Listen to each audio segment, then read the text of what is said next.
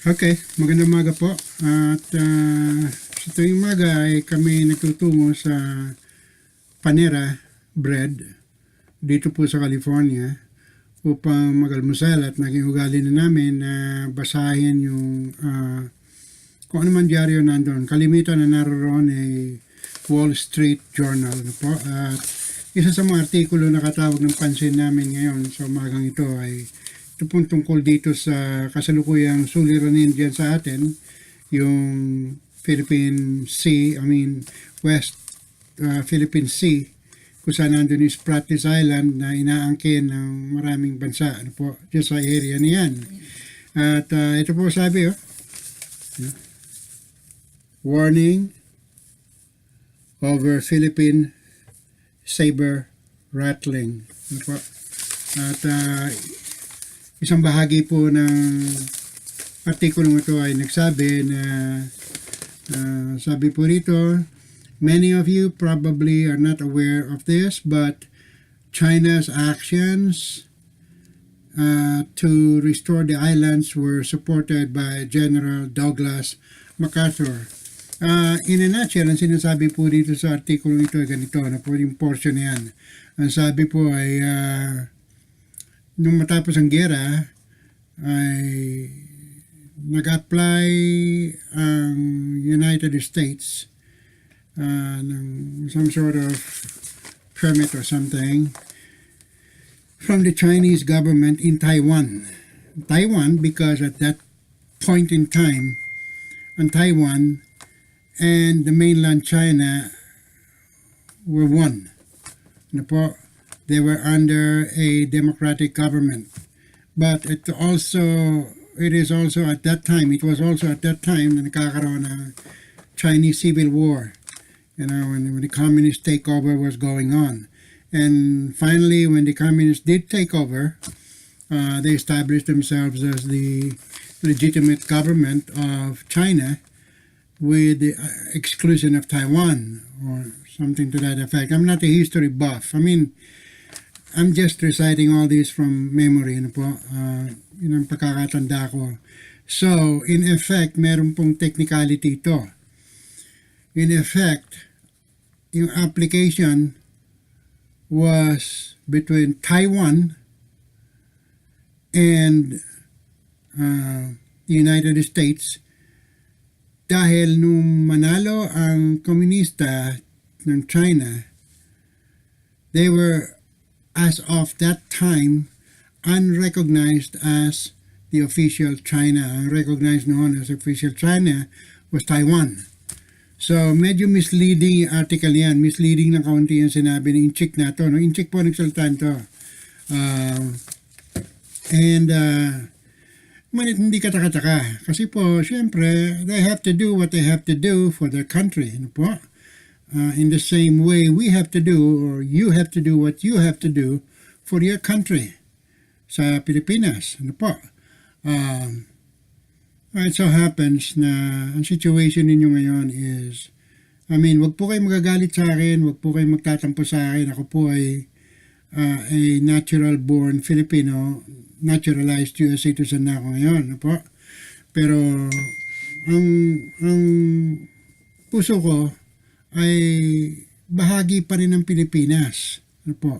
Pilipino ako by birth. Ano po?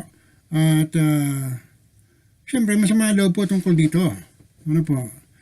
Na dapat hindi tayo dapat naduduro. Nangyayari ito talaga po. Naduduro tayo. Naduduro kayo ng China. And you are in no position to fight back. Let's be practical about these things. Kung ito ay mauwi sa gera, 3 araw lang, bagsak ng Pilipinas. Sabihin natin, andyan si Amerika. Gagawin ni Amerika, walang gagawin ng Amerika, because in the final analysis, mas malaki ang bentahan nila na manatiling allied sa kanila, or at least sympathetic sa kanila, or at least subjugated in a sense sa kanila, ang China, kaysa sa kumampi sila sa isang maliit na bansa katulad ng Pilipinas. Yan po ang realities ng politika. Po. So, at tutulungan kami ng Amerika, hindi po. The most that America will do is to flex its muscle. So, malaki muscle ko, kakampi ko yan, bata ko yan.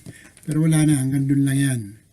Hindi yan makikipagpalitan ng putok sa China o ang gagawin ng Amerika dyan, tatawagin ka, Pilipinas, tatawagin ka, China, usap tayong tatlo rito, ganyan. Kasi ang Amerika ngayon is heavily indebted to China. Impractical para sa kanila na makipag-away sa China on behalf of a small country like the Philippines. Yan po real politics dyan.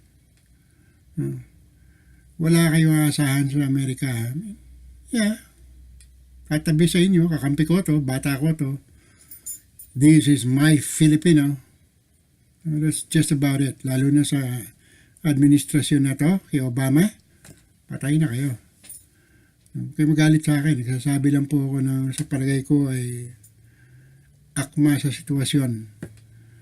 Sabi ni Mr. Duterte, ang presidente ninyo, na he is willing to sit down and negotiate with China. Ginantihan naman ng China na, well, oh yeah, okay, we are open to negotiations. And mas maganda po yung move na yan. Negotiation, diplomatic, kaysa duraan ng duraan, pataasan ng ihi. Wala pong mangyayari dyan. Talo kayo. Talo po ang Pilipinas. Push comes to shove, wala pong mangyayari. Now, kung ano i-offer in China, well, pumutol kayo ng kaunti, pero pakita kayo na hindi naman kayo pwedeng tulak-tulak din, yeah, okay. Pero the best you can do is really just negotiate. Tanggapin na lang kung ano i-offer in China. Better that than nothing. Mas maganda na yun kaysa wala. No? Is this a defeatist attitude? I don't think so. It's just a practical thing, because sa totoo lang, malaking parte ng kasalanan ito, ng sitwasyon na ito, ay ang pagpapabaya ng mga politiko sa bansa, simula kay Rojas hanggang kay Aquino.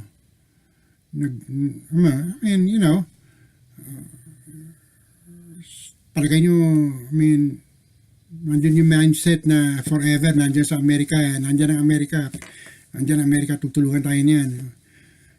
Pati mga ukay-ukay na lang na eroplano, tsaka ukay-ukay na barko. Come on guys. It's time for you to grow up. Think of the incoming generations of Filipinos.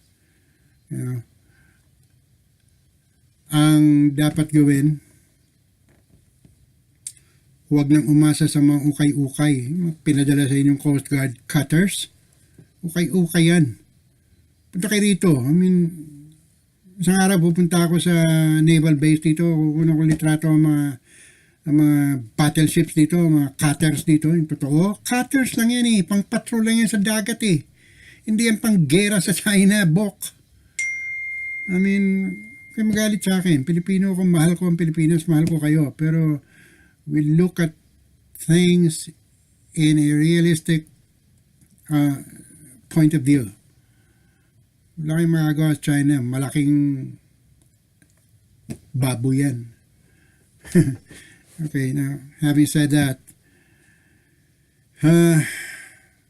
ang panawagan ngayon na dapat gawin and which you should demand from your president is for the Philippines to build a war industry. Pinost kayo minsan sa sa Facebook yata tayo kung saan ka pinost. May sumagot kagad sa akin. Meron gumagawa kami rito ng pampatrol. Tinignan ko yung pampatrol, mga pang-Ilog Pasig. Hindi na kailangan natin. Kailangan natin ng mga battleships. Kailangan ninyo ng submarino. Kailangan ninyo ng aircraft carriers. Wala pa kayo niyan. kailangan ninyo ng fighter planes. No? May Philippine Air Force tayo. Anong palilipar aeroplano? Trainer. Meron siguro mga fighter planes din. Pero ewan ko kung ikumpara sa mga fighter planes ng China kung anong kalibre. Kailangan natin ng you can do it, guys. Every year, ilang engineering graduates ang gumagraduate sa Pilipinas. These guys are able to build fighter planes, boats, warships. They're able to pupunta sa abroad, mag-i-employ doon as engineer. Palila sa Arabo. Alright? Every year we graduate businessmen, business majors, masters. Mind power yan eh. Resources yan na dapat gamitin ng Pilipinas. Yung mga negosyante dyan, ang gobyerno, you can come together and figure out what to do. Okay? Figure out sino dapat natin kausapin. Let's talk to Israel, for them to help us build a plane industry. Let's talk to, Singapore. Shipping industry, warships. Maybe hindi nyo kayang gumawa ng submarino ngayon. So what? But build up the defenses, guys. Kahit tumingin sa Amerika na babatuhin tayo ng mga reject nila ron. Forget about it. Be independent totally. Hindi flag independence lang pagkatapos dependent pa rin kayo sa Amerika at sa mga malalaking tao diyan para sa depensa ninyo. I'm sad. Nangyayari yan. Mayaman yan lugar na yan eh. Yung Philippine Sea, West Philippine Sea na yan, mayaman yan. Pero right now, because of your situation, na talagang underdogs kayo, you will have to settle for crumbs. Yun ang reality ng situation. Please, huwag kayo magalit sa akin. Nagsasalita ako bilang Filipino. I'm a Filipino born. I'm a Filipino national. Philippine born, Philippine raised. I'm a naturalized U.S. citizen, yes. True. Pero mahal ko pa rin ang Pilipinas. Sige po. Maraming salamat po sa pakikinig ninyo. God bless.